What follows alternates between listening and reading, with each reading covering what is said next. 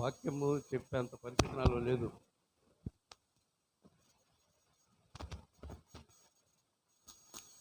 కనుక నాకున్న బలహీనత చెప్తే మీకు అర్థం కాదు.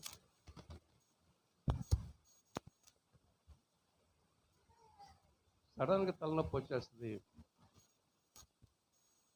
ఇవన్నీ కూడా గుంజేస్తూ ఉంటాయి. నడిచేటప్పుడు నడక పడదు, అంటే బ్రెయిన్లో ఉన్నటువంటి ఆ యొక్క డిఫెక్ట్ని బట్టి ఆ విధంగా అవుతుంది. అయినప్పుడు కూడా దేవుని కృపను బట్టి ఇలాగే నడుస్తూ ఉన్నాను. మనము జీవితంత కాలం కూడా దేవుని స్తుతించు, దేవుని ఆరాధించు,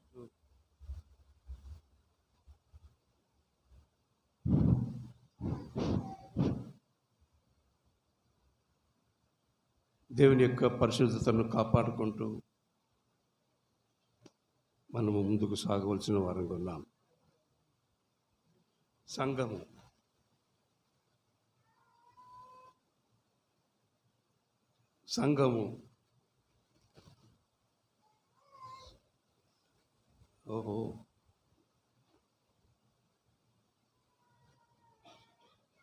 దేవుని యొక్క సంఘము, దేవుని యొక్క సంఘమును గురించినటువంటి అవగాహన మనం అందరం కూడా కలిగి ఉండాలి. కనుక యోహాను,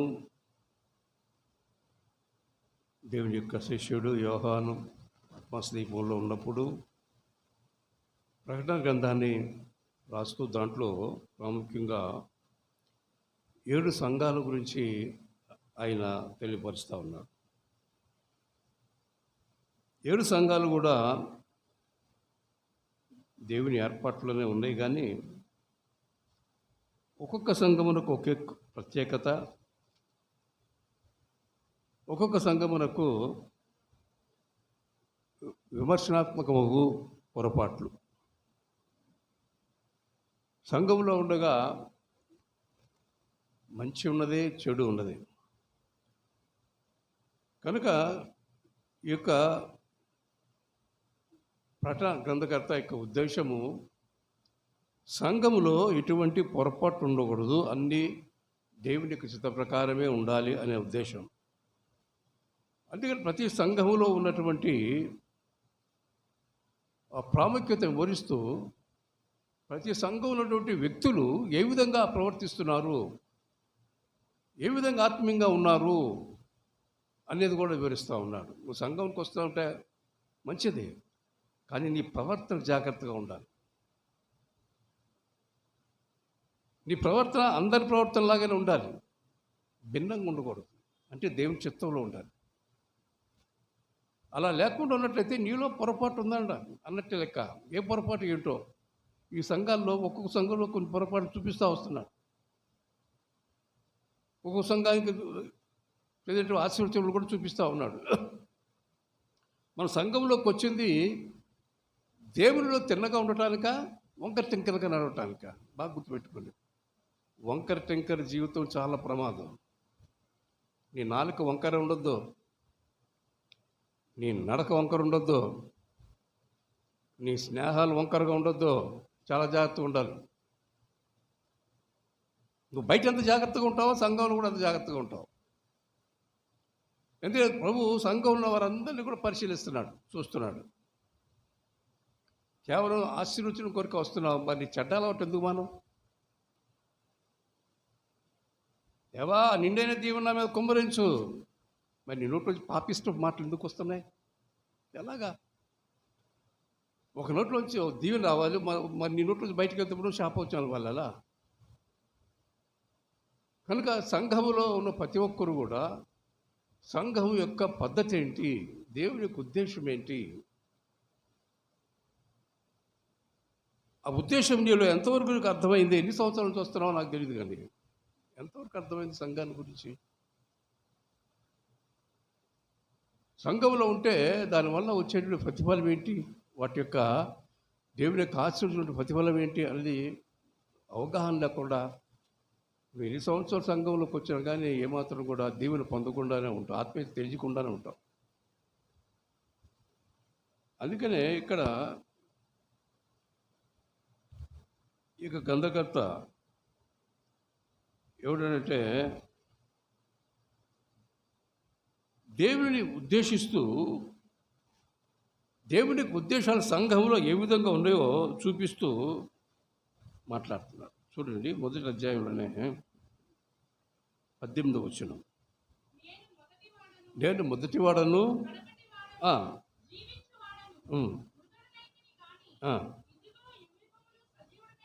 మొట్టమొదటి నువ్వు తెలుసుకోవాల్సింది, నువ్వు సేవించే దేవుడు ఎటువంటి వాడు? తాత్కాలికమైన దేవుడా, లేకపోతే నువ్వేదన్నా నీ చేతులతో చేసుకునేటువంటి విగ్రహమా, లేదా నీవు ఇచ్చిన ఊహల్లో ఉన్నటువంటి వ్యక్తి? ఎవరు ఈ దేవుడు? ఈ నిజమైన దేవుడు ఎవరు అనేది నీ జీవితంలో స్పష్టంగా నువ్వు గ్రహించుకున్నప్పుడు మాత్రమే సంఘం అంటే ఏంటో నీకు అర్థమవుతుంది. ఆ నిజమైన దేవుడు అనే స్పష్టత నీ జీవితంలో రావాలి. ఆ స్వస్థత లేకుండా నువ్వు వస్తున్నా పోతున్నా కానీ దేవుని యొక్క వాక్యము వాగ్దానాలుగా నీకు అందించబడం. క్రైస్తవ జీవితము దేవుని యొక్క వాక్యం మీద ఆధారపడి ఉంటుంది. అంటే దేవుని యొక్క వాగ్దానాలు ఇచ్చి వారిని బలపరుస్తూ ఉంటాడు. దేవుడు ఒక ప్రత్యేక రీతిగా వచ్చి అతనితో మాట్లాడుతూ ఉంటాయి. కనుక నువ్వు సంఘంలో ఉన్నావు, సంఘం యొక్క పరిస్థితి ఏంటి అని నీ జీవితంలో అవగాహన అనేది చాలా చాలా చాలా అవసరం. ఇది కొంచెం సమయమో అని దేవుని మందిరంలో ఉంటున్నాం, కానీ మిగిలిన సమయంతో కూడా బయట ఉంటున్నాం. ఇది ఆరాధించే సమయం కనుక ఆరాధిస్తున్నాం, వెళ్తున్నాం బయట. కనుక నువ్వు ఏ విధమైనటువంటి సంఘంలో ఉన్నటువంటి ఆ యొక్క ఉద్దేశం ఏంటో నీ జీవితంలో బయట కలపడకపోయినట్లయితే నువ్వెవరో నేను ఎరుగను అంటాడు. గుర్తుపెట్టుకోండి. ఏమంటాడు?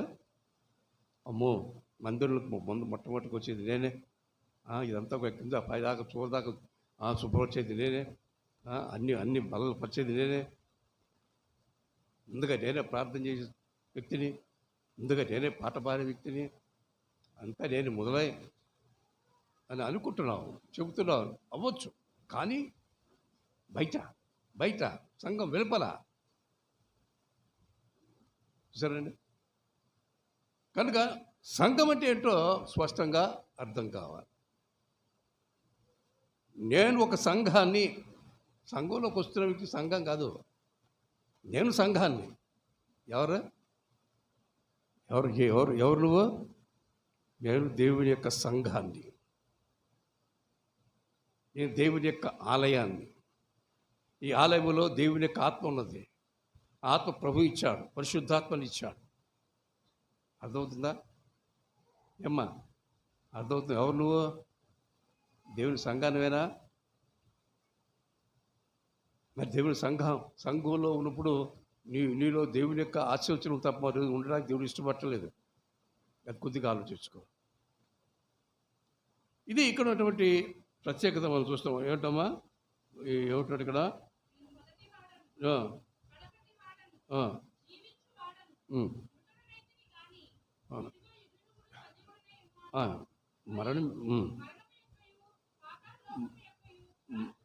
మరణం యొక్కయు పాతాళ లోకము యొక్కయు తాళపు చెవులు. కనుక మనము సజీవులమై ఉన్నాం. మనలో కొంతమంది దేవుళ్ళు నిద్రించి ఉన్నారు. మన సహోదరుడు రాజుగారు లాంటి వాళ్ళు నా రేటు ఒక ఆయన ప్రభువును నిద్రించారు. అలాంటి వాళ్ళు మరణించిన సజీవులుగా ఉన్న వాళ్ళకి ప్రభు ఉన్నాడు. ఎందుకంటే నువ్వు సంఘానివి. నువ్వు కనుక ఈ సంఘం కొరకు ఆయన ప్రభువు వస్తున్నాడు. ఉదాహరణ మీరు బాగా ఆలోచించుకొని దేవుని వాక్యాన్ని జాగ్రత్తగా మీరు చూసుకుని మీకే అర్థం. దీంట్లో వేరే మర్మంగా ఏం చెప్పట్లేదు. నేను ఈ వాక్యంలోని విషయాలు చెప్తున్నా. నేనున్నా గవిక్కిన నా ప్రాణం పోయింది, నేను ఎక్కట పాతాళంలోకి వెళ్తా అనుకుందాం. పాతాళంలో ఎవరున్నారు? పాతాళంలో ప్రభు ఉన్నాడు. చాలామందికి అర్థం కావట్లేదు. పాతాళంలో ప్రభు ఉన్నాడు కనుక ఏం జరుగుతుంది? ఆయన మధ్యాకాశంకి వచ్చినప్పుడు అయ్యా చాలాసేపు నిద్రపోయాక లేవు అంటాడు. మధ్యాకాశంలో ప్రభు వచ్చినప్పుడు పాతాళంలో ఉన్నటువంటి ఆయన యొక్క సంఘము పైకి పడుతుంది. ఇది మర్మం. కానీ నువ్వు బ్రతుకున్నా దేవుని బిడ్డవే, చనిపోయినా దేవుని బిడ్డే. కానీ ఇక్కడ 7 సంఘాల గురించి రాస్తా ఉన్నాడు. 7 సంఘాల గురించి ప్రత్యేకంగా కొన్ని వచనాలు సంఘాన్ని ఎంతగానో ఘనపరుస్తూ మాటలు ఉన్నాయి. అదే సమయంలో సంఘంలో ఉన్న మనుషుల గురించి కొంచెం వ్యతిరేక్తమైనటువంటి మాటలు కూడా ఉన్నాయి. ఎందుకంటే మన జీవన వాక్యంలో మనం చూసినట్లయితే మనము దేవుని బిడలము, మనము వెలుగై ఉన్నాం. ప్రభువు చెప్పాడు, మీరు వెలుగై ఉన్నారు కనుక మీలో ఉన్న వెలుగును చీకటమయం చేసుకోవద్దు. నువ్వు చీకటి మనుషులు కాదు, మీరు మీ వెలుగు సంబంధులు. బ్రతికినా అంతే, చనిపోయినా కూడా అంతే. కనుక ఈ యొక్క సంఘాన్ని గురించి రాస్తూ మంచి మాటలు రాస్తున్నారు. చూడండి ఏమంటాడు? 3వ వచనం, 2వ అధ్యాయం 3వ వచనంలో, నువ్వు సహనము కలిగి నా నామము నిమిత్తం మూసిస్తారు బైబిల్లో. చెప్పుకుపోతున్నాను కదా, మూసేసారు బైబిల్లో. ఈ అధ్యాయం పెట్టుకోండి, చూడండి, ప్రకటన గ్రంథం తీసుకొచ్చండి. నువ్వు సహనము కలిగి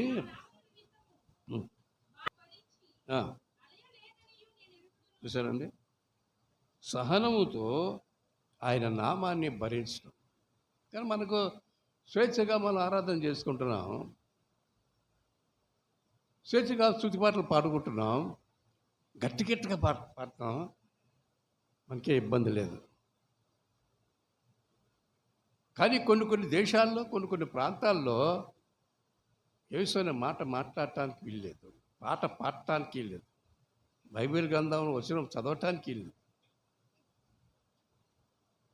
కనుక ఈ యొక్క పరిస్థితుల్లో ఈ సంఘం ఉందట, నీవు సహనము కలిగి నా ఎన్నిసార్లు చెప్పాలా నీకు ఎన్నిసార్లు చెప్పాలి? బుద్ధి ఉందా లేదా అని తిట్టేవాళ్ళు ఎంతమంది? యేసు నామమును బట్టి మాట్లాడుతూ ఉంటే ఎన్నిసార్లు చెప్పాలి? నీకు బుద్ధి రాదా? నీకు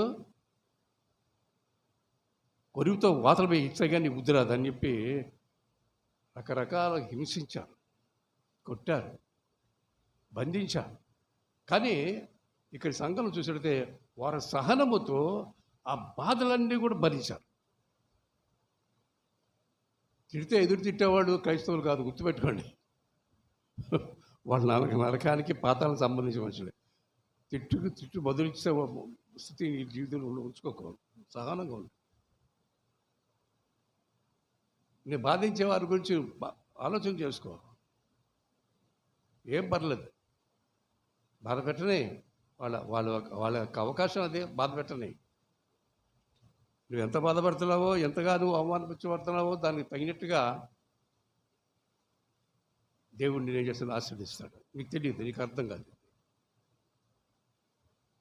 మధ్యలో చెప్పకూడదు కానీ చిన్న ఆలోచన వచ్చింది. మా ఇంట్లో వాళ్ళు, మా బంధువులు, వాళ్ళు వీళ్ళు చాలామంది ఉన్నారు, విదేశాల్లో కూడా ఉన్నారు, ఆస్తిపాస్తులు ఉన్నాయి, చాలా ఆస్తిపాస్తులు ఉన్నాయి.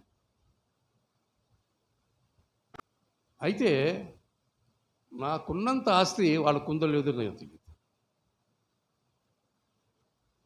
ఇది మహా అద్భుతం, అందుకనే చెప్తున్నాను. ఒక 100 కోట్లు నీ అకౌంట్లో ఉందనుకో, నువ్వు భాగ్యవంతుడేగా. మీ బంధువుల్లో ఎవరికైనా 100 కోట్లు బ్యాంక్ బ్యాలెన్స్ ఉందా? ఎవరికుంది? నాకుంది. ఎన్ని కోట్లు? ఏంటి అమ్మట్లేదా? నమ్ముతాను లేదా? చూపించారా? నా సెల్ ఫోన్ చూపిస్తా చూడమ్మా, తర్వాత దాంట్లో ఎంత ఉందో తెలిసిపోతుంది. ఎక్కడి నుంచి వచ్చింది ఈ కోట్ల రూపాయలు? అదే ఆలోచనలో పడి నాకు సతమతవుతున్నా. దీన్ని ఎలా ఖర్చు పెట్టాలి? ఈ కోట్ల రూపాయలు ఎలా ఖర్చు పెట్టాలి? నాకు కొన్ని ఆలోచనలు వస్తున్నాయి, కానీ దాన్ని ఇంప్లిమెంట్ చేయటం అనేది నాకు ఆ యొక్క దీంట్లో రాలేకపోతున్నా.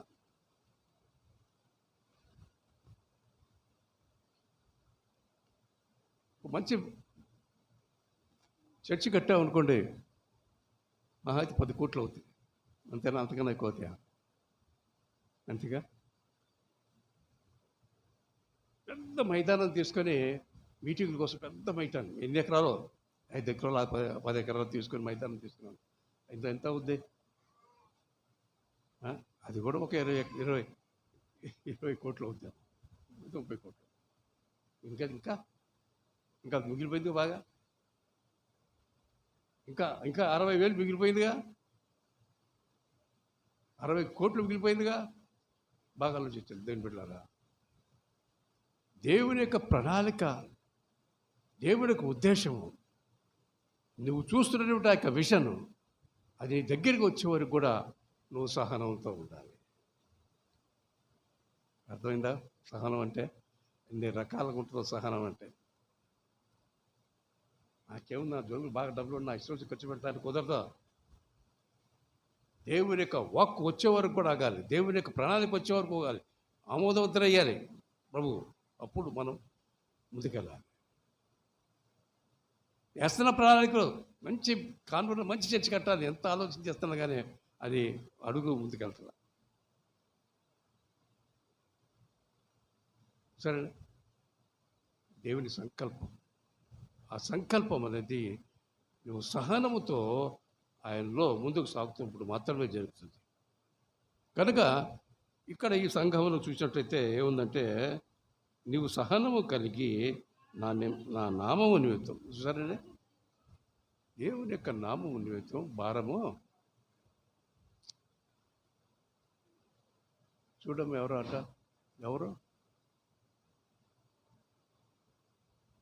ఎవరినో పిలుస్తున్నారు ఆయన.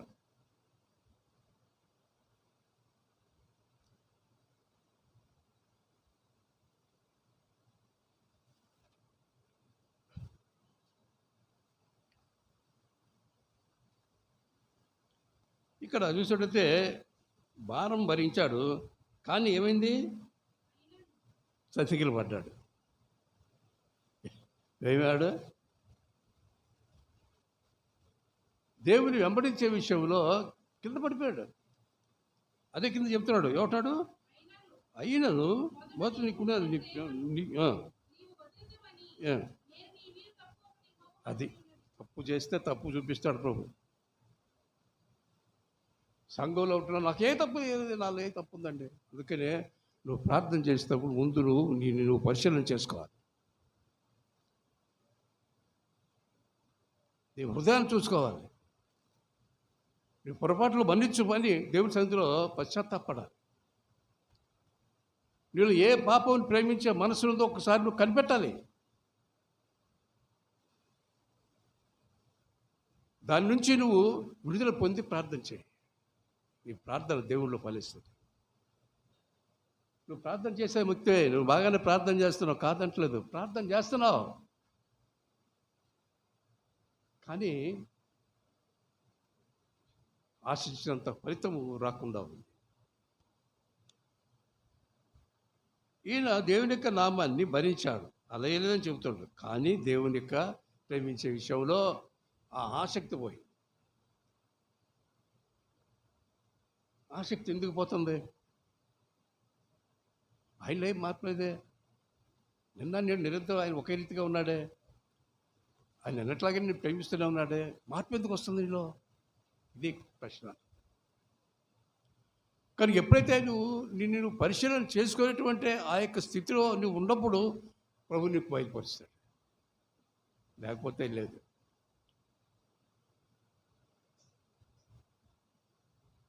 లేదు. ప్రభా నేనేం చేశానయ్యా అంటావు. ఆయన చూపిస్తే అందరూ అలాగే ఉన్నాగా నన్ను అంటారేంటి అంటాం వాళ్ళ వెంటనే ఏమంటావు, అందరూ అలాగే ఉన్నారుగా నన్నే నా ఎక్కడ చూపిస్తావేంటి నేను అన్నట్టు అంటాం. అయిపోయింది. మరి ఏంటి మరి చూపించు అని ఎందుకు అడిగావు? చెప్పు ప్రభు అని ఎందుకు అడిగావు? చూపిస్తున్న ఇలా అంటావా? అందరిలాగే నేనే ఉన్నాను. వాళ్ళు అలాగే ఉన్నారు, నేను అలాగే ఉన్నాను. చూస్తారండి. కనుక మనం దేవుని సన్నిధిలోకి వచ్చి ప్రార్థన చేసినప్పుడు కూడా మనం అనేక సమయాల్లో ఒక అవగాహన అనేది మనకు లేకుండా పోవటానికి కారణం ఏంటంటే ఆయన దగ్గర జవాబు రాదు. నీ పొరపాట్లు కనిపెట్టు, నీ పొరపాట్లు కనిపెట్టు. ఒకరికి పొరపాట్లు కాదు, నీ పొరపాట్లు కనిపెట్టు. బయట చక్కగా కనబడతాయి, నీ కళ్ళు తేటగా ఉంటాయి. మేము కంటి ఆసుపత్రికి వెళ్ళక్కర్లా.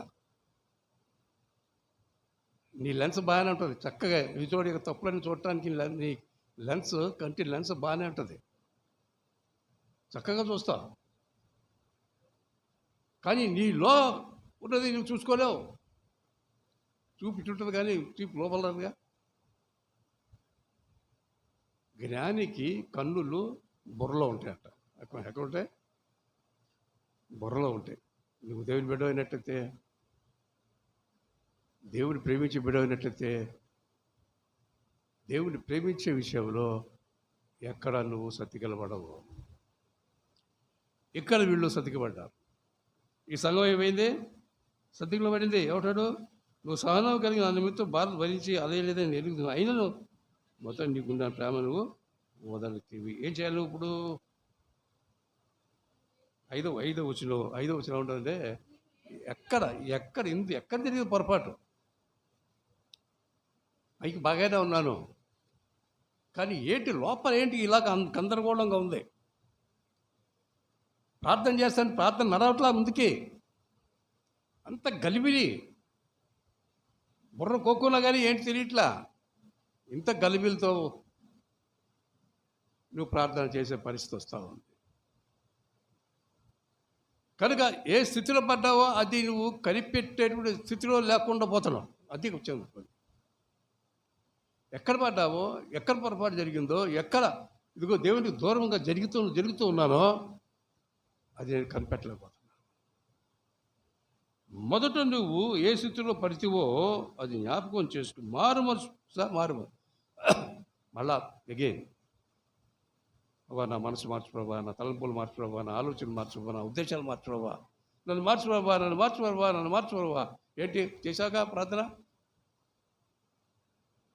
బాప్తీసం తీసుకునే ముందు ఎంతో ప్రార్థన చేసావా లేదా? అక్కడితో అయిపోయింది, అదే ముగించిపోయిందా? నన్ను మార్చు ప్రభా.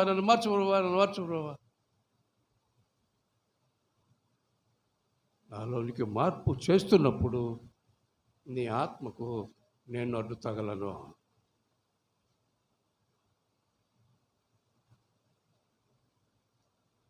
నువ్వు నన్ను సరిదిద్దుతున్నప్పుడు నేను నీకు అడ్డు రాను.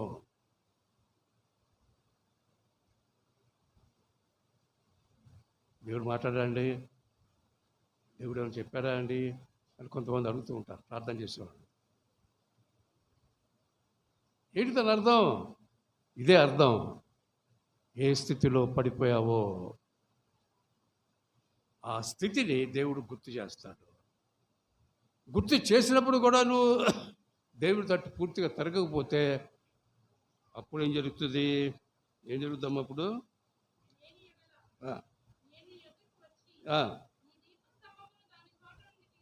ఏంటమ్మా దీపస్తంభము? దీపస్తంభం అంటే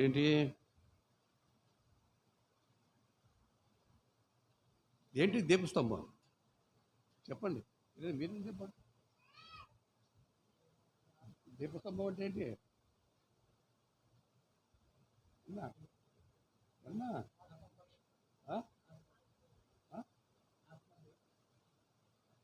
దీపం ఏంటి?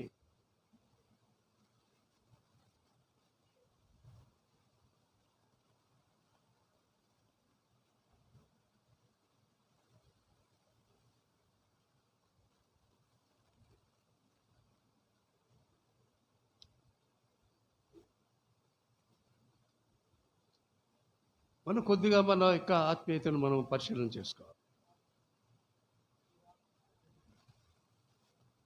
మన ఆత్మీయ స్థితి సరైతున్నప్పుడు మన కన్నులు తేటగా ఉంటాయి. ప్రభు చెప్పే మాటలు స్పష్టంగా మనకు అర్థమవుతుంది. మనం దానికి సరి చేసుకోవడానికి తగినటువంటి బలం కూడా ప్రభు ద్వారా పొందుకుంటాం. మీకు దాంట్లో నువ్వు అటు ఇటు పరిగెత్తక్కర్లా. దేవుడు చూపించిన దాన్ని నువ్వు అవగాహన చేసుకోగలిగితే ఎంతో ధారాళంగా మాట్లాడతావు. దేవుడు బహుబలంగా పైకి ఎదుగుతావు. కనుక ఎదుగుదల లేకుండా ఉండే పరిస్థితి ఏంటంటే, ప్రభువు నీతో మాట్లాడుతున్నప్పుడు ప్రభు మాటలను నువ్వు గ్రహించుకునే స్థితిలో ఉంది. అందుకని నష్టం. కనుక నీ యుద్ధం నుంచి ఏం చేస్తాను నేను? దీపస్తంభం. ఏంటి దీపస్తంభం?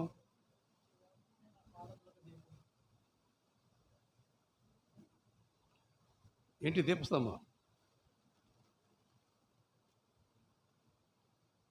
దీపస్తంభం అనే దానికి సరైన అవగాహనకి రావాలి. దేవుని చేత వెలిగించబడినటువంటి బిడ్డవు నువ్వు. నీలో ఏముంది? వెలుగు ఉంది. ఆ వెలుగుని తీసేస్తే ఏమవుతుంది? అంతా మళ్ళా చీకటి. అది నీలో ఉన్నట్టు నేను అనుగ్రహించినటువంటి ఆ దీవెన నేను తీసేసుకుంటా, నీ ఆశీర్వాదం తీసేసుకుంటా. నేనేగా నీకు ఇచ్చింది, అడిగా ఇచ్చాను. దాన్ని నిలబెట్టుకోలేని స్థితిలో ఉన్నావు నువ్వు. నిలబెట్టుకోవట్లా నువ్వు. ఎగతాళిగా అవగాహన లేనటువంటి స్థితిలో నేను ఒక ఆత్మీయ బిడ్డను, నేను దేవుని బిడ్డను అనేటువంటి ఒక విషయాన్ని మరచి వాక్యములకు విరుద్ధంగా, దేవుని యొక్క దర్శనాలకు విరుద్ధంగా ముందుకెళ్ళిపోతున్నావు. దేవుని చిత్తము ఇదో జరగటానికి సహనంతో కనిపెట్టుకోవాల్సినటువంటి ఆ స్థితిని నువ్వు పోగొట్టుకున్నావు. దీపస్తంభం ఏమవుతుంది? దీపస్తంభం ప్రభు ఏం చేస్తా అన్నాడు? తీసేస్తా అంటున్నాడు. ఎందుకు? నీకు అనవసరం. నా ఆత్మ నీకు అనవసరం. నా మాటలు నీకు అనవసరం. నీకు పోకిరి మాటలు కావాలి. ఏ మాటలు కావాలి? ఎగతాళిగా మాట్లాడే మాటలు, పొల్ల విరుపు మాటలు, ఇవి కావాలి. ఇది కుదరదు. కనుక నువ్వు సహనంతో ఉండాలి. సహనంతో నువ్వు ఉన్నప్పుడు దేవుని యొక్క మర్మం అనేది నువ్వు చాలా కనుక్కోవడానికి అవకాశాలు ఉంటాయి. కనుక నేను హెచ్చరిక ఏంటంటే, ఇక్కడ నీవేం చేస్తావంటే, ఇప్పుడు మళ్ళరా వెనక్కి. ఏ చోట నీకు నువ్వు బలహీనపడ్డావో అక్కడ రా. నేను లోతుగా తవ్వుకొని పరిశీలన చేసుకో. ఏంటి? నీ హృదయాన్ని, నీ తలంపులు, నీ ఆలోచనలు, నీ మాటలు, నీ స్నేహాలు, ఇలా అన్నిటి కూడా ఒకసారి పరిశీలన చేసుకో. టైం పడుతుంది. టైం తీసుకొని దేవుని సన్నిధిలో కనిపెట్టు. ప్రభావాన్ని పరిశీలించు.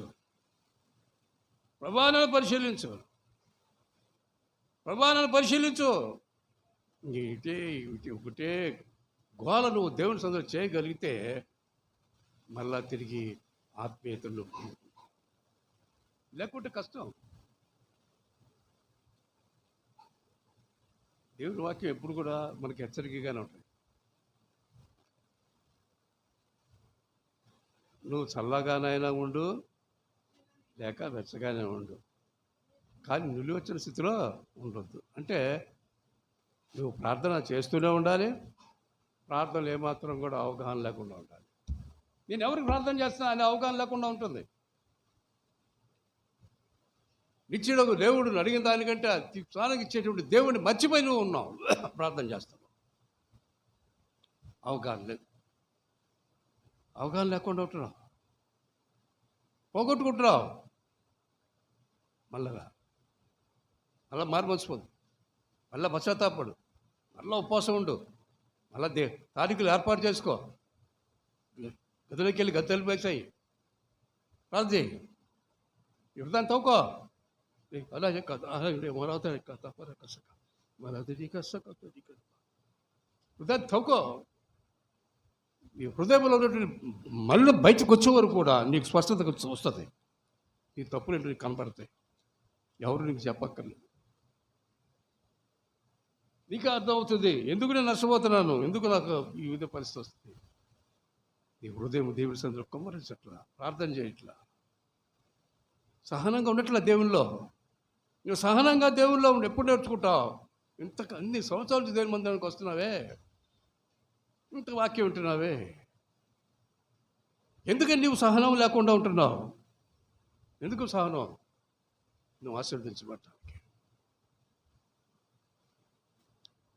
నేను ఎక్కడ పడిపోయానో అక్కడి నుంచి లేవబడాలి. ఎవరు లేపుతారు? ఆయన లేపుతారు. నువ్వు పడిపోయావు, లేపేదెవరు? ఆయన దగ్గర రా. ఉన్నదన్నట్టు ప్రార్థించే, ఉన్నదన్నట్టు ప్రార్థించే.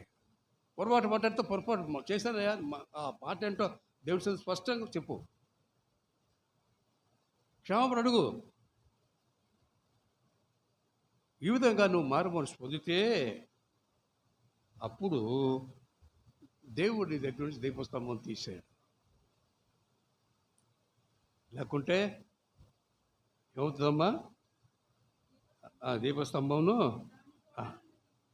ఇంకా ఈ సంఘాన్ని గురించి ఇంకా ఏం రాస్తాడంటే చూడమ్మా,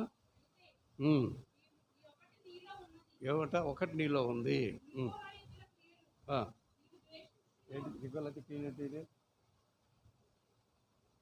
దిక్కులాగిటు క్రియలంటే ఏంటి?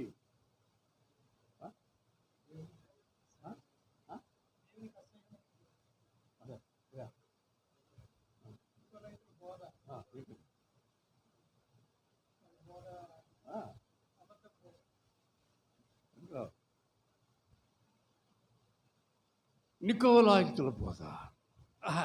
ఏమన్నా చెల్లొచ్చండి, ఏదన్నా చేయించండి.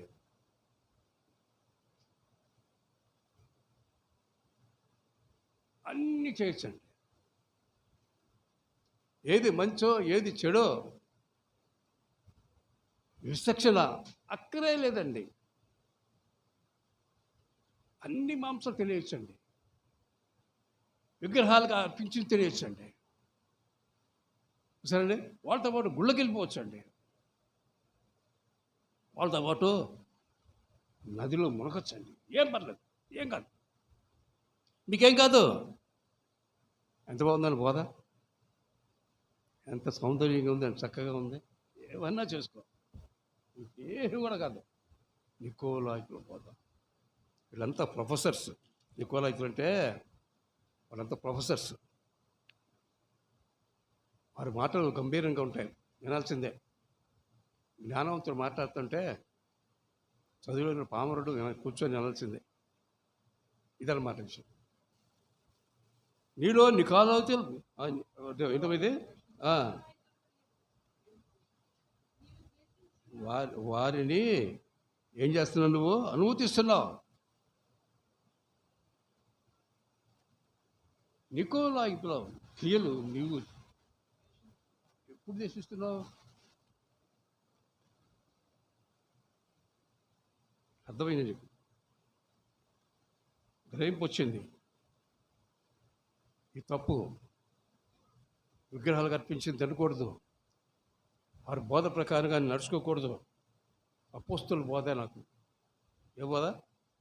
అపోస్తుల యొక్క బోధ. అంతవరకే, వేరే బోధతో నాకేం పని. కనుక ఈ నికోలాయితుల బోధ లౌక్యంతో కూడిన బోధ. పర్లేదు, ఏం పర్లేదు, ఏం పర్లేదు, ఏం కాదు, ఏం కాదు. నష్టపోతావు, జాగ్రత్త. కనుకనే ఇక్కడ చూసినట్టే నికోలాయితుల క్రియలు నీవు ద్వేషిస్తున్నావు, నేను కూడా వీటిని సరే అని అంటూ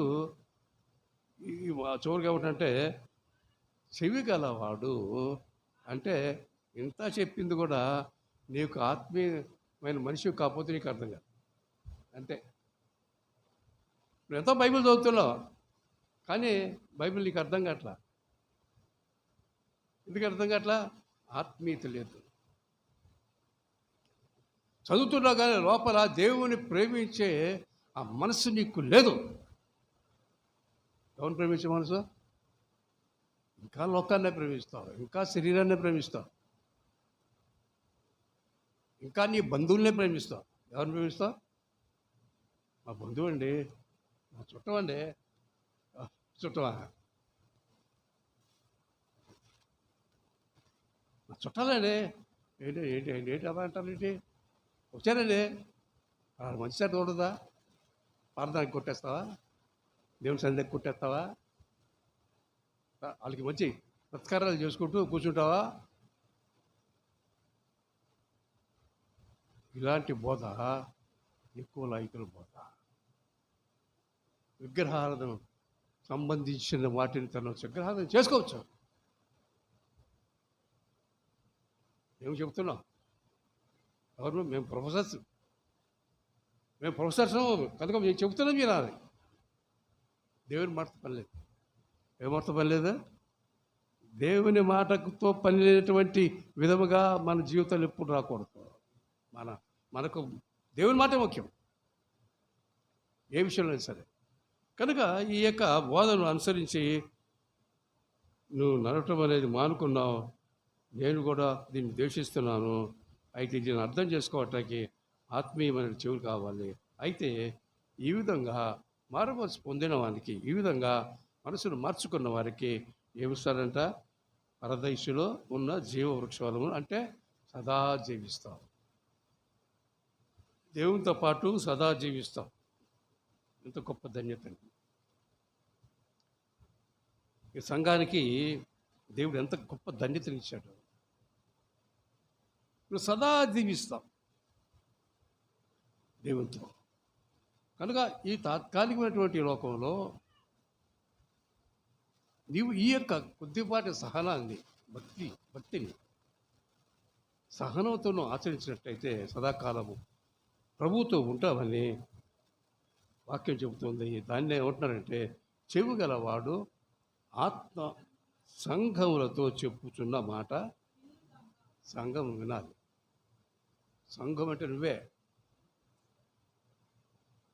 ఎవరో కాదు. సంఘం అంటే ఎవరో? నువ్వే. నీతో చెప్తున్నాడు. నువ్వు విని సహనంగా ఉంటావా? నీకు పరదేశంలో నీకు స్థలం ఉంటుంది. ప్రభుత్వ పాటు సదాకాలం జీవిస్తావు. లేకుంటే ఎంతగా మనం ఈ లోకాన్ని ప్రేమిస్తే ఇక్కడే సత్తుకలు పడతామా? దేవుని మాటను అంగీకరించి, దేవునికి లోబడి, చేసిన పొరపాట్లు ఒప్పుకొని మళ్ళీ తిరిగి రాకుండా వాటిని చూసుకొని దేవుళ్ళు ముందుకు సాగుతామా?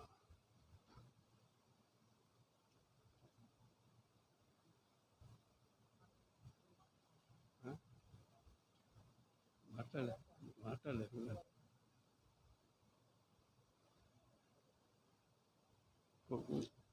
ఇంకో సంఘాన్ని గురించి మాట్లాడాలంటే చాలా టైం పడుతుంది. సరే, నా మాటలు తర్వాత మళ్ళీ నేను ఈ సంఘాల గురించి నేను మాట్లాడుతూ ఉంటాను. కొద్దిగా సంఘం అంటే నేను సంఘాన్ని అనే మనకు ఆ యొక్క విషయం కలిగే వరకు కూడా ఈ యొక్క సంఘాల గురించి మాట్లాడలేదు.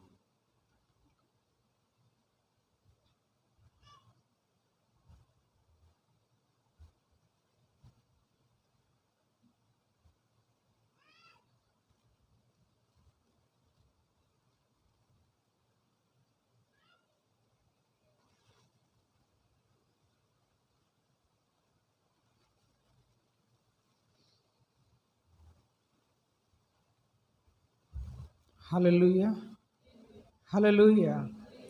వచ్చిన ప్రార్థన చేసుకొని మరి కొద్ది నిమిషాలు దేవుని యొక్క వాక్యాన్ని ధ్యానం చేసుకుందాం. పరిశుద్ధుడా, ప్రేమగల తండ్రి, కృపగల దేవ, స్తోత్రం చెల్లిస్తున్నాం తండ్రి ప్రభా. మీ సంఘమును ప్రేమించి తండ్రి ప్రభా, మా సంఘ కాపరిని మా ఆత్మీయ తండ్రి ప్రభా, మీ సంఘమును నడిపించి తండ్రి ప్రభా, మీ యొక్క వాక్యం ద్వారా మీరు మాతో మాట్లాడినందుకు స్తోత్రం తండ్రి ప్రభా. మీ యొక్క సన్నిధిలో సహనం కలిగి, ఓర్పు కలిగి తండ్రి ప్రభా, నిరీక్షణ కలిగి మీ యొక్క సన్నిధిలో ప్రభా, మీ యొక్క వాక్యమును బట్టి విధేయత కలిగి జీవించడానికి సహాయం దయచేయండి తండ్రి ప్రభా. అయ్యా తండ్రి ప్రభా, మొదటి ప్రేమను మేము తిరిగి పొందుకోవటానికి సహాయం దయచేయండి. మా పొరపాట్లు అయ్యా తండ్రి ప్రభా, మా తప్పులను సరి చేసుకుని మీ యొక్క సన్నిధిలో ప్రభా తండ్రి మేము కొనసాగటానికి సహాయం దయచండి. మమ్మల్ని క్షమించండి తండ్రి ప్రభా. మమ్మల్ని జ్ఞాపకం చేసుకోండి ప్రభా. మీ యొక్క సన్నిధిలో తండ్రి స్థిరమైన మనస్సును తండ్రి ప్రభా తండ్రి కుడికి కానీ ఎడమకు కానీ తొలగకుండా తండ్రి ప్రభా నిబ్బరమును ధైర్యం కలిగి ప్రభా మీ మీద ఆధారపడే మనస్సును ప్రభా మాకు దయచేయండి తండ్రి ప్రభా. పరిశుద్ధాత్మతో నింపండి తండ్రి, సహాయం దయచేయండి తండ్రి ప్రభా తండ్రి. ఈ యొక్క ఆరాధన క్రమాన్ని ప్రభా మీరు దీవించారు తండ్రి ప్రభా. స్తోత్రం తండ్రి ప్రభా. పాటల ద్వారాను అయా తండ్రి ప్రభా ఆరాధనలో మాకు తోడుగున్నందుకు స్తోత్రం తండ్రి. సాక్ష్య ధ్యానంలో ఎందుకు ప్రభు మీరు సాక్ష్యం అందు ప్రభు మీరు మాకు అయా తండ్రి ప్రభా మీరు మాలో ఉన్నందుకు స్తోత్రం తండ్రి ప్రభా. ఏ వాక్య ధ్యానం మరి ఒకసారి వాక్య ధ్యానంలోకి వెళ్ళిచుండగా మీ యొక్క కలువరసులో చాటు నన్ను మరుగు చేయండి తండ్రి ప్రభా. మీ యొక్క పరిశుద్ధాత్మ చేత నన్ను నింపండి తండ్రి ప్రభా. మీరు మాతో మాట్లాడి తండ్రి ప్రభా మీ యొక్క సన్నిధిలో ప్రభు మమ్మల్ని స్థిరపరిచి బలపరచమని సర్వశక్తి గల యేసు నామములో ప్రార్థన చేయించున్నాం తండ్రి. Amen, amen. Hallelujah, hallelujah. పరిశుద్ధ గ్రంథం నుండి యెషయా గ్రంథము 48వ అధ్యాయము. యెషయా గ్రంథము 48వ అధ్యాయము 17వ వచనం నుంచి ధ్యానం చేద్దాం. నీ విమోచకుడును ఇజ్రాయేలు పరిశుద్ధ దేవుడునైనా యెహోవా ఎలాగూ సెలవిచ్చుచున్నాడు, నీకు ప్రయోజనం కలుగునట్లు నీ దేవుడునైన యెహోవా నాకు నేనే నీకు ఉపదేశం చేయుదును. నీవు నడవవలసిన త్రోవను. ఎవరు మన దేవుడు? పరిశుద్ధుడు. ఇగో నీ విమోచకుడు బలవంతుడు.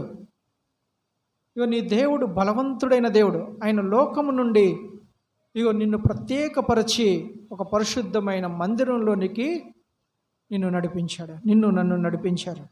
అందుకనే నీ దేవుడు, నీ విమోచకుడైన ఇజ్రాయేలు పరిశుద్ధుడైన దేవుడు ఇగో యెహోవా ఇలాగ సెలవిస్తున్నాడు, ఇదిగో నీవుకు ప్రయోజనం కలుగునట్లు. దేనికి? ఆయన మన మేలు కొరకే తన వాక్యం ద్వారా మనతో మాట్లాడుతూ ఉంటారు. తన పరిశుద్ధ గ్రంథంలో రాయబడిన వాక్యముల ద్వారా ఆయన వాక్యంను ధ్యానించటం వలన ఇక మనకు ప్రయోజనము, మనకు మేలు. అది మనల్ని యథార్థమైన మార్గంలో నడిపిస్తూ ఉంటుంది.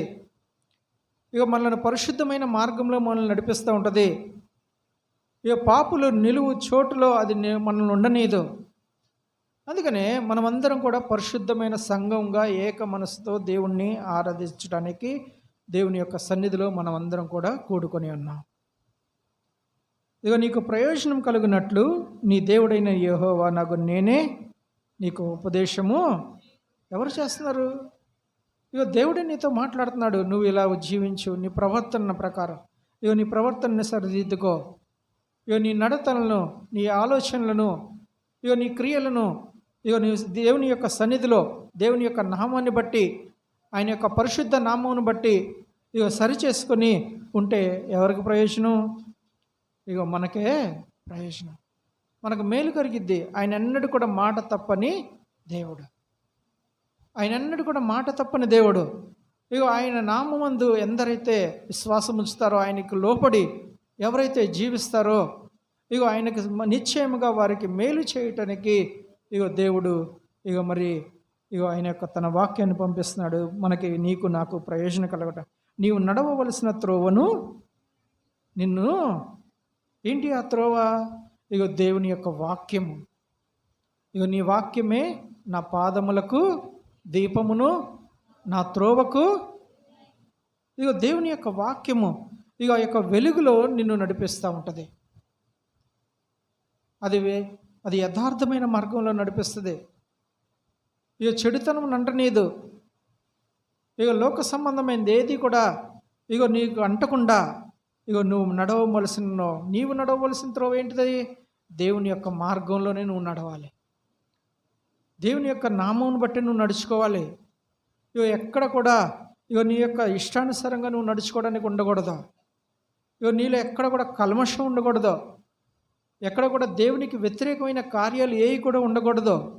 ఇక మత్సరం ఉండకూడదు, డాంబికం ఉండకూడదు, ఇక ద్వేషం ఉండకూడదు, కలహం ఉండకూడదు.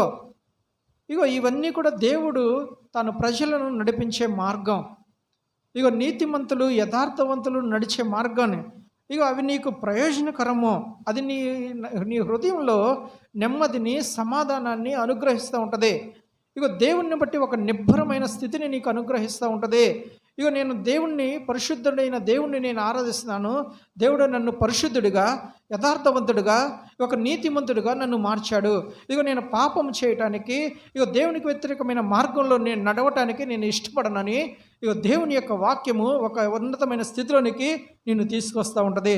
దానికి అంతటికీ కారణం ఏంటంటే ఇదిగో దేవుని యొక్క కృప, దేవుని యొక్క కనికరము ఇదిగో ఎవరి మీద ఉంటుందో ఇగో వారి పట్ల వారు ఇగో దేవుని యొక్క వాక్యాలు, దేవుని యొక్క త్రోవలో వారు నడుచుకుంటారు. ఆయనే వారిని నడిపిస్తూ ఉంటాడని దేవుని యొక్క వాక్యాలు తెలియజేస్తుంది. నీవు నా ఆజ్ఞలను ఆలకింపవల్లని నేనెంతో కోరుచున్నానో, ఆలకించిన ఎడల నీ క్షేమము నది వలెను, నీ నీతి సముద్ర తరంగము వలెను ఉండాలి.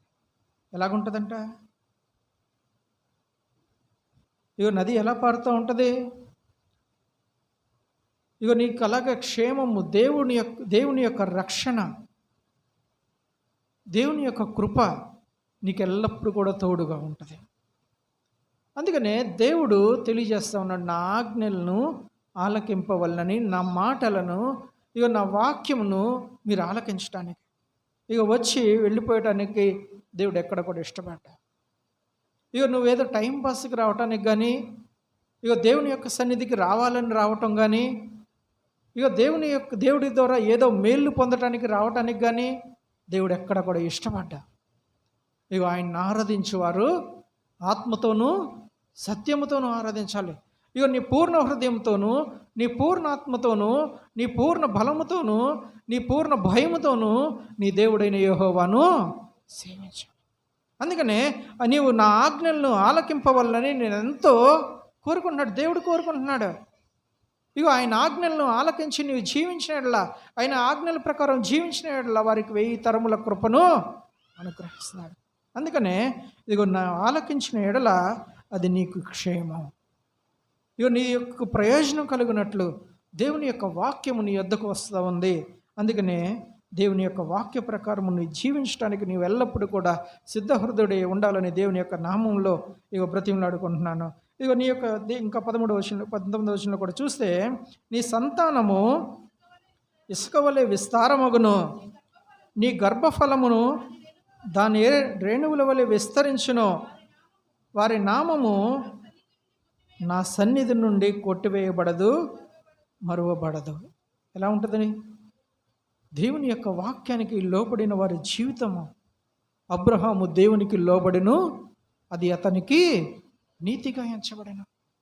ఇదిగో అబ్రహాము సంతానము ఇదిగో ఇసుక రేణువుల వలె, ఇదిగో ఆకాశపు నక్షత్రముల వలె, ఇదిగో దేవుని యొక్క వాగ్దానాన్ని, దేవుని యొక్క మాటను అబ్రహాము నమ్మెను, అది అతనికి నీతిగా ఎంచబడింది కనుక అతని సంతానము ఇసుక రేణువుల వలె, ఇదిగో ఆకాశ నక్షత్రముల వలె ఇదిగో అది విస్తరించబడింది.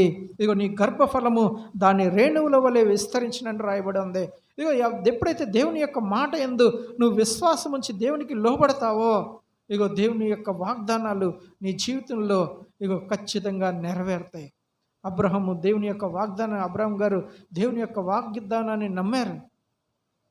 ఇగో దేవుని యొక్క ఆజ్ఞకు లోబడి జీవించారు, దేవునికి సాగిలపడి జీవించారు, దేవునికి సాష్టాంగ నమస్కారం చేశారు. ఇగో దేవుని యొక్క వాక్య ప్రకారం జీవించడానికి సమస్తమును కూడా విడిచిపెట్టారు, దేవుని యొక్క వాక్యానికి లోబడ్డారు. అందుకనే ఇదిగో అతని సంతానము ఇదిగో ఇసుక రేణువుల వలె. ఆయన ఎన్నడూ కూడా మాట ఇచ్చి మాట తప్పే దేవుడు కాదు. ఇగో ఆయన విశ్వసించిన ఎడల నీ జీవితంలో ఇగో నువ్వు సమస్తమును కూడా పొందుకుంటావు. 55వ అధ్యాయము 6వ వచనంలో కూడా చూస్తే ఏమని రాయబడిందంటే, యెహోవా మీకు దొరుకు కాలమునందే ఆయన వెదకుడి, ఆయన సమీపంలో ఉండగా ఆయన్ను వేడుకొనడి. ఇగో నేడే రక్షణ దినమని రాయబడి ఉంది. నీ జీవితంలో దేవుని యొక్క వాక్యం అనే వెలుగులో, నీ ప్రత్యక్షతలో ఇగో నీకు వెలుగు దేవుని యొక్క వాక్యము ప్రత్యక్షమైనప్పుడే ఇగో నీ పాపములంతా కూడా నువ్వు ఒప్పుకోవాలి. నీ అతిక్రమములన్నీ ఒప్పుకోవాలి. ఇక దేవుని యొక్క సన్నిధిలో నువ్వు చేసిన అవిధేయత క్రియలన్నింటినీ నువ్వు ఒప్పుకోవాలి. నువ్వు ఏదో సమయం తీసుకోకూడదు, నేను ఇంటికి వెళ్ళి ప్రార్థన చేసుకుంటాను అనుకోకూడదు. ఇక నీ హృదయంలో ఇక అప్పటికప్పుడే సిద్ధ మనస్సు కలిగి ఇక దేవుని యొక్క ఆజ్ఞ ప్రకారం నువ్వు జీవించడానికి, దేవుని యొక్క వాక్య ప్రకారం జీవించడానికి నీ హృదయాన్ని సిద్ధపరచుకోవాలి. ఏ సమయం ఎప్పుడు వచ్చినో ఎవరికీ తెలియదు. ఆ గడియ ఎప్పుడు వచ్చినో ఎవరికి కూడా తెలియదు కనుక ప్రతి ఒక్కరు కూడా భయముతోనూ ఇక వణుకుతోనూ జీవించాలని దేవుని యొక్క వాక్యం చొప్పున రాయబడింది. కాబట్టి ఇక దొరుకు సమయంలోనే దేవుని యొక్క వాక్యము నీకు ప్రత్యక్షం అవుతుతోనే, దేవుని యొక్క వాక్కు వెల్లడి అవుటతోనే ఇక నీ యొక్క క్రియలను నీ యొక్క ప్రవర్తన సమస్త అధికారాన్ని దేవునికి ఒప్పుకొని నీ జీవితంలో దేవునికి లోబడి జీవించాలి. అందుకనే భక్తిహీనులు తమ మార్గమును విడవవలెను, దుష్టులు తమ తలంపులను మానవలెను. వారు యెహోవా వైపు తిరిగిన ఎడల ఆయన వారు ఎంత జాలిపడునో, వారు మన దేవుని వైపు తిరిగిన ఎడల ఆయన బహుగా ఆయన క్షమించే దేవుడా. నీ దేవుడైన యెహోవా కనికరం గల దేవుడు, ఆయన క్షమించుటకు సిద్ధ మనసు గలవాడని దేవుని యొక్క వాక్యాలు నిశ్చయముగా తెలియజేస్తున్నాయి గనక ఇక దేవుని యొక్క వాక్య ప్రకారము ఇక నీ జీవితంలో ఏదైనా దేవునికి వ్యతిరేకమైన ఏదైనా క్రియలు జరిగినట్లయితే నిశ్చయముగా నువ్వు సరిచేసుకోవడానికి నువ్వు సిద్ధ మనసు కలిగి ఉండాలి. భక్తిహీనులు తమ మార్గమును విడవలను. ఇక నీ యొక్క భక్తి మార్గాన్ని నువ్వు చెరుపుకోవడానికి దేవుడు ఎక్కడ కూడా ఇష్టపడ్డా. ఆయన వద్దకు వచ్చే వారిని ఆయన అన్నట్టు కూడా త్రోసివేయడని దేవుని యొక్క వాక్యం నిశ్చయంగా తెలియజేస్తూ ఉంది. ఇక నువ్వు వచ్చేది ఎలాగ ఉండాలి? ఇక దేవుని యందు భయభక్తులతోనూ దేవునికి లోబడి దేవుని యందు దీన మనసు కలిగి దేవుని యొక్క సన్నిధిలో నువ్వు ఎక్కడ కూడా ఇదిగో దేవునికి విరోధంగా ఉండకుండా ఆయన యందు భయభక్తులు కలిగి కొనసాగాలి. యెహోవా యందు భయభక్తులు గల వారి ఎడల ఆయన వారి కోరికను ఆయన నెరవేర్చడం రాయబడింది. యెహోవా యందు భయభక్తులు గల వారి ఎడల ఆయన తన మొరను వారి ప్రార్థనను ఆయన ఆలకించుతాడు. ఖచ్చితంగా ఇక దేవుడు తన మొరకు పెట్టువానికి నిశ్చయంగా ఆయన ఉత్తరమిచ్చే దేవుడిగా ఉన్నాడు. అందుకనే ఇక భక్తిహీనులు తమ మార్గమును విడవలెను, దుష్టులు తమ తలంపులను మానవలెను. వారు యెహోవా వైపు తిరిగిన ఎడల ఆయన వారి యందు జాలిపడను. ఆయన జాలిగల దేవుడు గనక ఇక ఆయన దొరుకు కాలమందే, ఆయన సమీపంగా ఉన్నప్పుడే ఆయన వాక్యం నీ హృదయంలో ఇక వెల్లడి ఆగుటతోనే, నీ హృదయంలో ప్రవేశించగానే, ఇక ఆయన నీ చెవిని పడగానే ఇక నీ జీవితంలో ఇక నువ్వు దేవుని సన్నిధిలో ఇక ఒప్పుకోవాలి. అయ్యా నా పాపాలను క్షమించు, నా అతిక్రమను క్షమించు, నీకు అవిధేయుడిగా జీవించిన జీవితాన్ని నన్ను క్షమించు. ఇక నీ యొక్క తిన్నని మార్గంలో నేను నడవకుండా చేసే ప్రతి ఒక్క క్రియ నుండి నన్ను విడిపించు. ఇక నా విమోచకుడు బలవంతుడు, ఇక నీ విమోచకుడు బలవంతుడైన దేవుడు, ఆయన పరిశుద్ధుడు. ఇక ఆయన వాటి యొక్క ఇక ఏవి కూడా పాప మార్గంలో ఛాయల్లో నిన్ను ప్రవేశించకుండా నిన్ను నడిపించడానికి తగిన సామర్థ్యం కలిగిన దేవుడు. ఇక అడుగు ఊహించి వాటి కంటే అత్యధికంగా ఇచ్చే దేవుడు. ఇక నిన్ను పరిశుద్ధమైన మార్గంలో నడిపించమంటే ఆయన నిశ్చయముగా నీకు సహాయం చేసే దేవుడు. అందుకనే నీ జీవితంలో ఇగో ఏ పాపము ఏలకుండా నీ దేవుడు ఎవరి దగ్గరకు వచ్చావో ఇగో నీ దేవుడు విమోచకుడు, పరిశుద్ధ యెహోవా దేవుడు పరిశుద్ధుడైన దేవుడు. ఇగో నీ దేవుడైన యెహోవా పరిశుద్ధుడు గనక మీరును పరిశుద్ధులుగా ఉండడనే ఆజ్ఞను ఇక మనము కొనసాగించేవారుగా ఉండాలి. అందుకనే వారు తమ దేవుని వైపు తిరిగిన ఎడల ఇక అందుకే ఇక్కడ 57:15 కూడా చూస్తే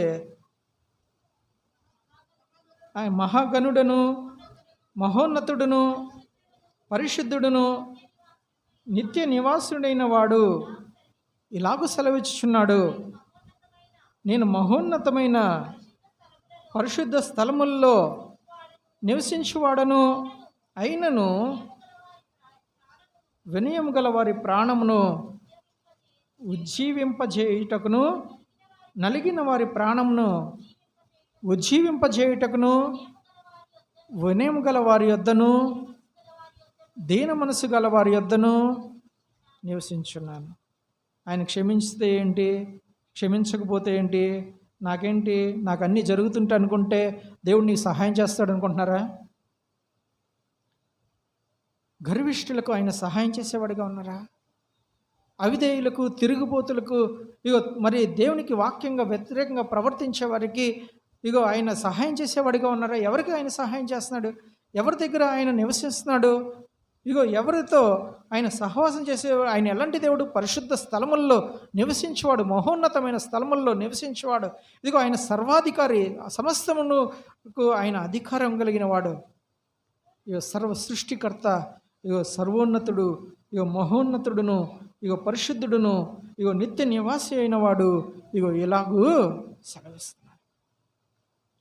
ఆయనను వినయం గల వారి యొద్ద, ఇగో దీన మనసు గల వారి యొద్ద ఇగో ఆయన నివసించడానికి ఇష్టపడుతున్నాడు. ఎవరైతే ఎందరైతే ఆయన నామంలో ఇగో దీన మనసు కలిగి ఉంటారో, ఇగో అయ్యా, ఇదిగో అబ్బా తండ్రి అని మొరపెట్టే ఆత్మతో దేవుని యందు భయభక్తులు కలిగి దేవునికి లోబడే అనుభవంలో ఇదిగో ఎవరైతే జీవిస్తూ ఉంటారో వారందరూ కూడా ఇదిగో దేవుని యొక్క జాలిని, దయను, దేవుని యొక్క కృపను వారు పొందుకుంటారని నిశ్చయంగా తెలియజేస్తూ ఉన్నాను.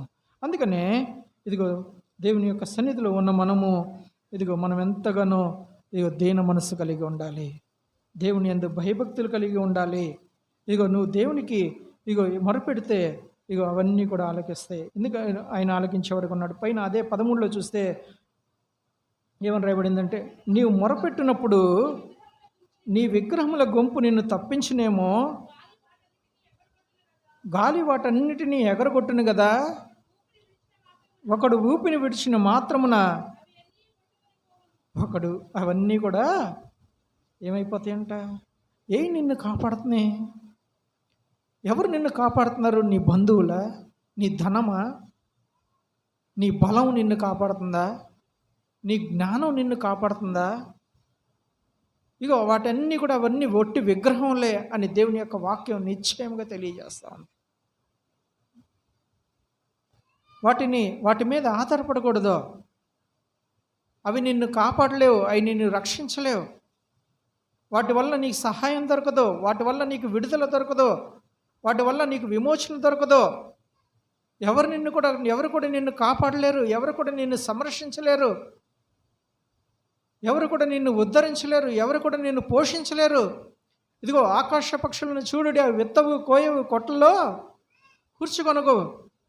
నిన్ను సంరక్షించే దేవుడు, నిన్ను కాపాడేవాడు ఆయనే. ఆయన కునుకడు, నిద్రపోడు. అందుకనే తగిన కాలమందు ఆయన వెదకు కాలమందు నువ్వు ఆయన తగిన సమయమందు ఆయన వెదకుడి, ఆయన దొరుకు కాలమందు ఆయన్ను వేదకుడి అని దేవుని యొక్క వాక్యం రాయబడింది.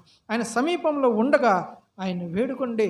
ఆయన సమీపంగా ఉన్న దేవుడు, ఆయన నీలో నాలో ఉన్న దేవుడు, నీ మధ్య నివసించే దేవుడు, నీ ఆత్మను ఎల్లప్పుడూ మీలో ఉంచుచున్నానన్న దేవుడు. అందుకనే ఆయన మాత్రమే నీకు సహాయం చేసేవాడు, ఆయన నీకు సమీపంగా ఉన్నవాడు. నీ బంధువులు, నీ తోటివారు, నీ తల్లిదండ్రులు ఎల్లప్పుడూ కూడా వీరు నీకు సమీపంగా ఉండలేరేమో, ఉండలేరు. నిశ్చయముగా వారు ఎల్లప్పుడూ నీకు సమీపంగా ఉండలేరు. నీకు సమీపంగా ఉన్నవాడు, నీకు సహాయం చేయవాడు ఆయనే. ఈ యొక్క విగ్రహములు నిన్ను నువ్వు ప్రేమించేవారు నీకు సహాయం చేయలేరు, వారు నిన్ను విడిపించలేరు, వారు నిన్ను కాపాడలేరు.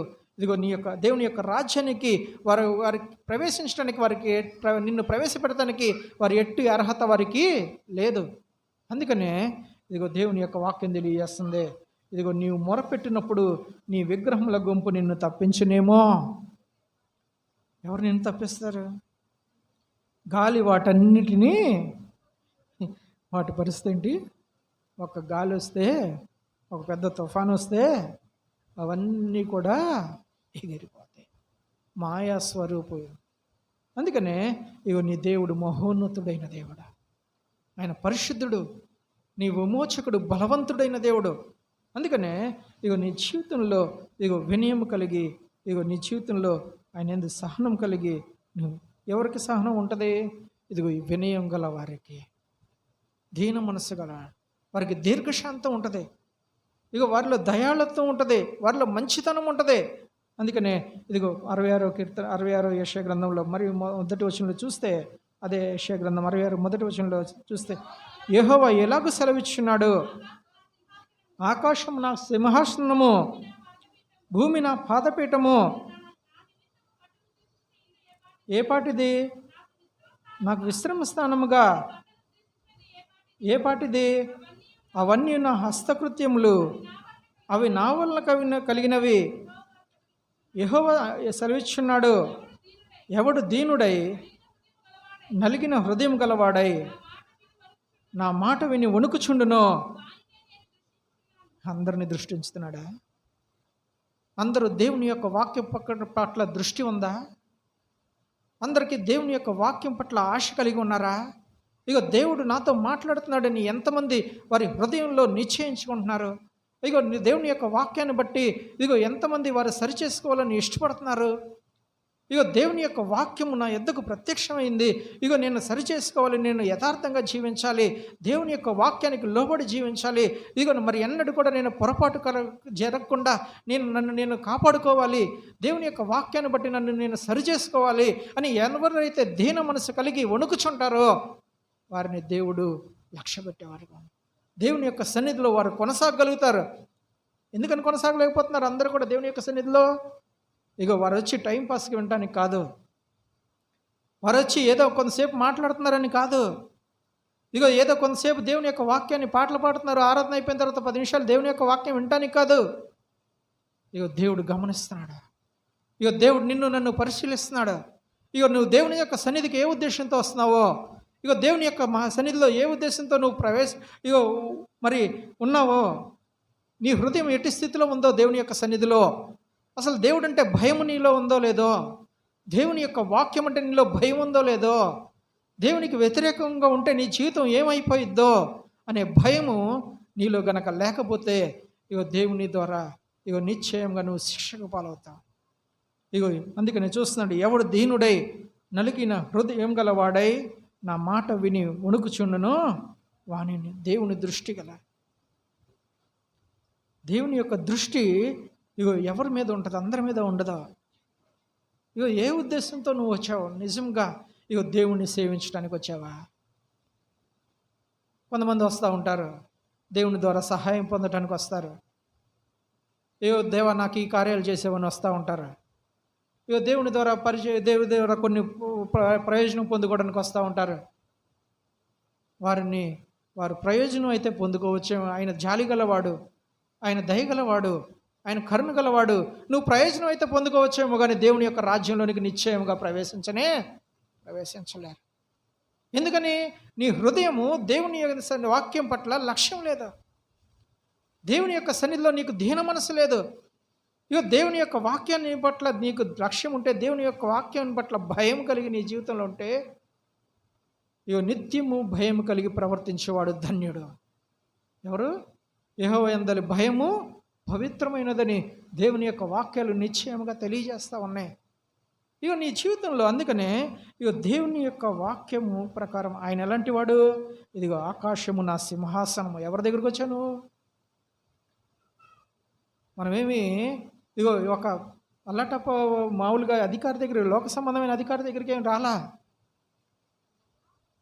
ఆయన సన్నిధిలో దీన మనసు కలిగి లేకపోతే, వణుకుతూ ఉండకపోతే, ఇగో నీ జీవితంలో భయభక్తులు, దేవుని యొక్క సన్నిధిలో భయభక్తులు నిలపకపోతే దేవుని ద్వారా ఆశీర్వాదం అనేది నువ్వు పొందుకోలేవు. యాకోబు గారికి ఏమైనా తక్కువ వస్తుంది బయలుదేరాడా? తన మామ దగ్గర నుండి తక్కువ వస్తే ఏమన్నా బయలుదేరాడా? ఆయనకి ఏమైనా ఆస్తి లేదనుకుంటున్నారా? తనకు మించిన ఆస్తితో ఆయన బయలుదేరాడు కదా. ఇగో తనకు మించిన ఆస్తితో అయినా సరే దేవుని యొక్క ఆశీర్వాదాన్ని ఎందుకు కోరుకుంటున్నాడు? దేవుని యొక్క సన్నిధిలో దేవుని ద్వారా ఎందుకని గట్టిగా పట్టుకున్నాడు దేవుణ్ణి? దేవుని యొక్క సన్నిధిలో దీవెన ఆశీర్వాదం ఉంది. దేవుని యందు భయభక్తులు, యెహోవా యందు భయభక్తులు కలిగి ఉండట జీవమునకు మూలం. అందుకనే నీ జీవితంలో దేవుడు ఎంత గొప్పవాడో నీ జీవితంలో తెలుసుకో. ఆయన సన్నిధిలో నువ్వు ఎలాగ జీవించాలో ముందుగా మనం తెలుసుకోవాలి. ఎవడు దీనుడై నలిగిన హృదయం గలవాడై నా మాట వెనుకుచును వారు నిత్యము దేవుని యొక్క సన్నిధిలో కొనసాగే అనుభవాన్ని వారు అటువంటి సంతోషాన్ని వారి జీవితంలో అనుభవించగలుగుతారు. నువ్వు మనుషులను లక్ష్య పెట్టేవాడు అయితే దేవుణ్ణి సంతోషపెట్టలేవు. దేవుడు పై రూపాన్ని చూసే దేవుడు కాదు. దేవుడు పై రూపాన్ని లక్ష్య పెట్టే దేవుడు కాదు. ఆయన హృదయ అంతరంగములను పరిశీలించే దేవుడు, హృదయ అంతరంగములను శుద్ధి చేసే దేవుడు. ఆయన సన్నిధిలో నీ జీవితం ఎలాగుంది? ఆయన వాక్యం అనే వెలుగు ప్రత్యక్షమైనప్పుడు నీ జీవితంలో ఇగో దేవుణ్ణి మొరపెట్టుకుంటున్నావా? ఇదే అనుకూల సమయం. ఇగో నేడే రక్షణ దినం. యెహోవా దొరుకు కాలం ముందే ఆయన మీరు వెదకుడి. ఆయన సమీపంగా ఉండగానే, ఆయన వాక్యము ప్రత్యక్షమవగానే నీ జీవితంలో దేవుని యందలి భయము ఇగో నీకు కలగాలి. దేవుని యొక్క వాక్య చొప్పున మనమందరం కూడా జీవించేవారిగా ఉందాం. ఆయన సన్నిధిలో ఇగో దీన మనసు కలిగి, యథార్థమైన మనసు కలిగి ఆయన సేవించేవారిగా ఉందాం. ఇగో సహోదర ప్రేమ యందు, ఐక్యత యందు మనమందరం కూడా వర్ధిల్లేలాగా ఉందాం. నిజంగా నువ్వు దేవుని యొక్క సన్నిధిలో నువ్వు దీన మనసు కలగ లేకపోతే, దేవుని యొక్క భయం లేకపోతే, ఇగో నీలో సహోదర ప్రేమ నీలో ఉండదా? దేవుని యందలి భయం నీలో ఏం చేస్తూ ఉంటుందంటే, నువ్వు ఎదుటిని కూడా అవమానించకుండా, నిందించకుండా, ఇగో నీ యొక్క దేవుని యొక్క సన్నిధిలో నువ్వు వణుకుతావు. దేవుని యొక్క కృప కొరకు నువ్వు కనిపెడతావు. ఇగో దేవుని యొక్క రాజ్యము కొరకు నువ్వు సిద్ధపడతా ఉంటావు, అనేకుల్ని సిద్ధపరుస్తూ ఉంటావు. ఇగో అప్పుడు దేవుని యొక్క ప్రేమ నీలో పరిపూర్ణమై ఉంటుంది. దేవుని యొక్క ప్రేమను నువ్వు కలిగి ఉండకపోతే, ఇగో దేవుని యొక్క ప్రేమ కొరకు నువ్వు ప్రయాసపడపోతే, ఇగో నీ జీవితంలో ఇగో దేవుని యొక్క సన్నిధిలో వణుకుచూ ఉండలేవు. ఎవడు దీనుడే నలిగి ఇగో మన హృదయం ఇగో దేవుని యొక్క సన్నిధి వైపు చూస్తూ ఉంటుందో, వారు దేవుని యొక్క సన్నిధిలో నిత్యము వారు కొనసాగుతారు. నేను బ్రతుకు దినములన్నీ కృపాక్షేమములే నా వెంట వచ్చును, నా జీవితకాలం అంతయు యెహోవా మందిరంలో నేను నివాసము చేసేదాను. ఆయన వారిని కొనసాగింపజేస్తారు. ఇగో అందుకనే ఇగో దేవుని యొక్క కృప కొరకు, ఆయన అత్యధికమైన కృప కొరకు మనం ఎక్కువగా కనిపెట్టేవారికి ఉందాం. దేవుడి చిన్న వాక్యం దీవించును గాక. ఆమేన్. ఒక చిన్న ప్రార్థన చేసుకొని ఇగో ఆరాధన ఈ యొక్క వాక్యతను ముగించుకున్నాం. పరిశుద్ధుడా, ప్రేమగల తండ్రి, కృపగల దేవా, స్తోత్రం చెల్లిస్తున్నాం తండ్రి. ప్రభా అయ్యా, మీ యొక్క సన్నిధిలో ఒక్క దినము గడుపుట 1000 దినముల కంటే శ్రేష్టమని సెలవిస్తున్నాం తండ్రి. ప్రభా తండ్రి అయ్యా, మీరు సమీపముగా ఉండగానే, అయ్యా మా యొద్ద ఉండగానే మీ యొక్క సన్నిధిలో మేము సమస్తం కూడా మా యొక్క కల్మషం అంతా కూడా మీరు తుడిచివేయండి. మీ యొక్క రక్తం చేత మమ్మల్ని శుద్ధి చేయండి, మమ్మల్ని పరిశుద్ధపరచండి. యథార్థమైన మార్గంలోను అయ్యా తండ్రి, పరిశుద్ధమైన మార్గంలోను అయ్యా మీ యొక్క వాక్యమునకు విధేయులై మేము జీవించడానికి సహాయం దయచేయండి ప్రభా తండ్రి. అయ్యా తండ్రి ప్రభా, మనుషులను సంతోషపెట్టేవారి కంటే అయ్యా తండ్రి మిమ్మల్ని సంతోషపెట్టేవారిగా మేము ఉండటానికి సహాయం దయచేయండి. అయ్యా తండ్రి, మీ యొక్క సన్నిధిలో ఎల్లప్పుడూ దీన మనసు కలిగి తండ్రి ప్రభా అయ్యా వణుకుచూ ఉండే అనుభవాన్ని మాకు దయచేయండి తండ్రి ప్రభా తండ్రి. మీ భయభక్తులు కలిగి జీవించడానికి సహాయం దయచేయండి అబ్బా తండ్రి అని మొరపెట్టే ఆత్మను, మీ విశ్వాసాన్ని మేము కలిగి ఉండటానికి సహాయం దయచేయండి ప్రభా తండ్రి. మమ్మల్ని దీవించండి, ఆశీర్వదించండి, మా కుటుంబాలను దీవించండి, ఆశీర్వదించండి తండ్రి. ఒకరికొకరు ప్రార్థన చేసే మనసును దయచేయండి. సంఘంలో ప్రతి ఒక్కరిని దీవించి ఆశీర్వదించమని, మేము యొక్క మేలులతో మమ్మల్ని తృప్తిపరిచి మమ్మల్ని నడిపించమని సర్వశక్తిగల యేసు నామములో ప్రార్థన చేయించున్నాం తండ్రి. ఆమేన్, ఆమేన్, ఆమేన్. హల్లెలూయా, హల్లెలూయా. అందరికీ దేవుని నామములో వందనాలు తెలియజేస్తాను.